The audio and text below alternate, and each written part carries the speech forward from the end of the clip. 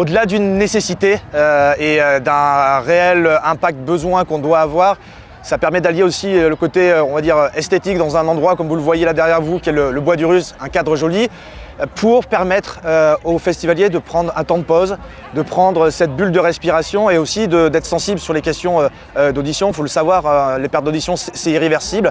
Et aujourd'hui, on a besoin d'avoir un accompagnement par le ludique, par un temps de chill pour venir se poser et prendre un temps un peu décontracté dans cet endroit.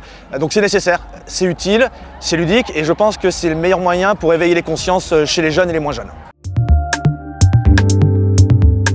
Solidaise s'est engagé depuis presque 10 ans sur les questions de prévention des risques, notamment auditifs, en mettant en place un certain nombre d'actions, notamment sur la prévention, la sensibilisation et la distribution aussi de protection auditive. Clairement, le décret son, ça fait assez longtemps qu'on travaille dessus et on a préféré nous anticiper ces questions-là et ces aspects-là pour éviter de les subir.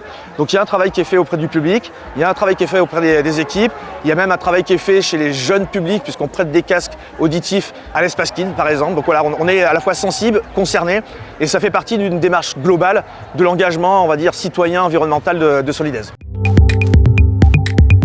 Le changement de comportement, il est clair parce qu'au tout début, c'était un peu intimiste les dispositifs qu'on mettait en place et d'une année sur l'autre, on voyait qu'on avait des demandes spécifiques, les festivaliers venaient au point info réclamer des protections auditives, poser des questions aussi surtout, c'est ça qui était intéressant. Donc oui, le changement il est louable, il est remarquable et on sent maintenant que les gens veulent aller un peu plus loin et font attention aussi à prendre soin de leurs oreilles dans un festival comme celui-là mais aussi ailleurs. J'ai adoré le moment. C'est trop bien de pouvoir se couper justement un peu du festival où on entend des trucs de partout. Alors, moi ce que je savais pas c'est que c'était un patrimoine unique et en fait que si on le dégradait il n'était pas forcément régénéré comme certains organes. Il y a un truc qui m'a fait tilter, c'est ils disent faire attention c'est pour en profiter plus longtemps et globalement en soi je suis assez d'accord. Moi je sais que j'essaye de faire super attention quand j'ai des écouteurs maintenant et de ne pas les pousser à fond.